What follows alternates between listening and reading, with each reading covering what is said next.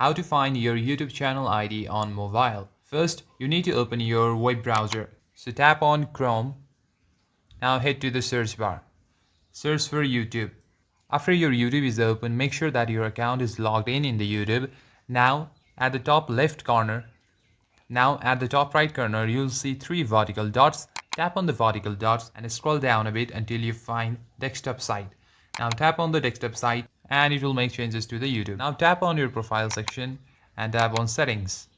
After your setting is open, click on advanced settings and here you'll find your user ID. You can zoom in and you'll also see your channel ID. If you want to copy it, you can just simply tap on copy and your channel ID or your user ID will be copied to your clipboard and you can paste it anywhere you want. For example, I'll paste it here and this is my YouTube ID. And that's it. Thank you for watching this video. If you find it useful, please leave it a like and subscribe to the channel.